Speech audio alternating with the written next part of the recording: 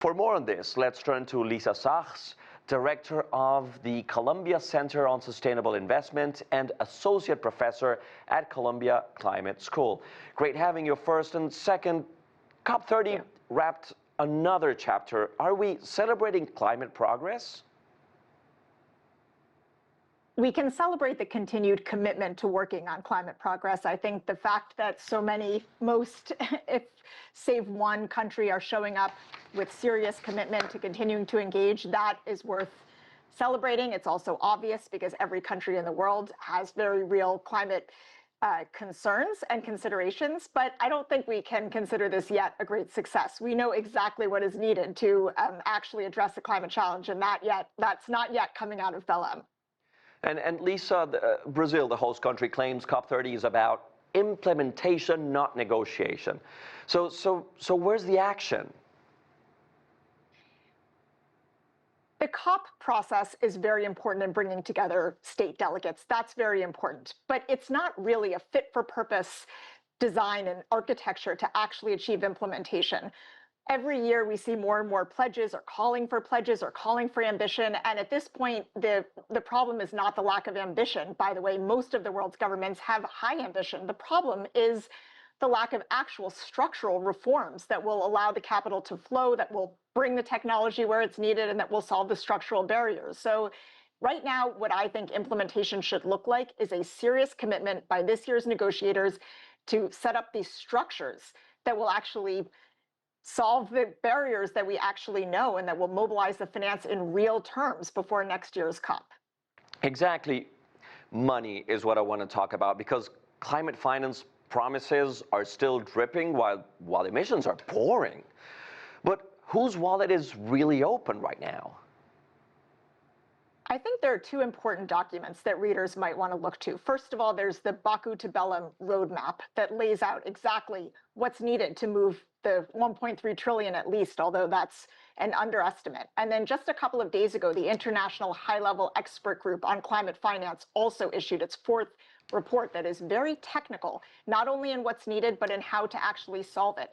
The problem is not, we need to move from commitments, we need to move from generalities about where the financing is needed, and really recognize the structural barriers that persist year after year. And these are not new, and they're also well known. So the problem actually, I wouldn't even say is about opening the wallets, although that's part of it, but it's about really looking at what the structural constraints are. How do you ensure access to affordable finance for developing countries? What should be the role of the multilateral development banks? How do we de-risk investments so that private capital will flow?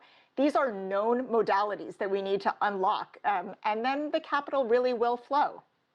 And Lisa, you talk about persistent problems, but there has been a change, or the COPs have evolved with now lobbyists outnumbering delegates and non-state actors as steering the agenda, right?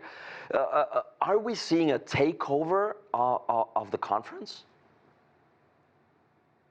There are a lot of non-state actors, and many of them are important. I would say what's important is not really who's in the room, it's the clarity of the direction, and it's the clarity of the roadmap. And then that gives guidance to what's actually on the table and what we're discussing. The lobbyists being present, that's not new. That dates back to the very beginning of the UNFCCC. Of course, there's a very strong interest of the fossil fuel sector to delay every bit of climate action. What I would say is most concerning to me is that a fragmentation of agendas and a confusion around what is needed, that is fertile ground for those who want to deflect and delay action, because when we can't agree on a coherent roadmap, that is the best recipe for delay and for not getting anything done. So a lot of the non-state actors are serious. They want to contribute what's needed from the leaders, and that can be leaders in any sector, government leaders, COP leaders, is a clear and coherent roadmap so that those who are in the room know exactly why we're there and what problems we're trying to solve. And Lisa, developing countries are receiving a coherent message, and they have been receiving it for years. It's kind of a wait for funding kind of message. Are leaders or countries more responsible in the COP scenario, just playing patience diplomacy? First of all, I actually think developing countries are not getting a coherent message. On one hand, they're being told we need higher ambition, you should be phasing out your fossil fuels. And then they're being told exactly as you said, just wait for the funding, it'll come. That is incoherent messaging. The problem for the developing world is not the lack of ambition. They would like to transition not only from a climate perspective, but actually mainly from the interest of having reliable, affordable, resilient energy systems, from having mobility, modern energy, buildings, cities, and so on. So the ambition is absolutely there. What they don't have that the developed world has is access to affordable capital for the investment or the ability to mobilize private capital. So that is the incoherence. The delay matters because with fossil fuel investments, there is long lock-in. That means the infrastructure that's built today is what will drive the energy systems for the next generation. So the urgency is real, not only because the urgency of transitioning right now is real, but because missed investments today or locking in fossil fuel investments today decides the trajectory for the years ahead. So the mixed messaging telling them phase out fossil fuels, have higher ambition, but wait for the financing, we're working on that, it's really a problem. It's a problem for them and it's a problem for the world.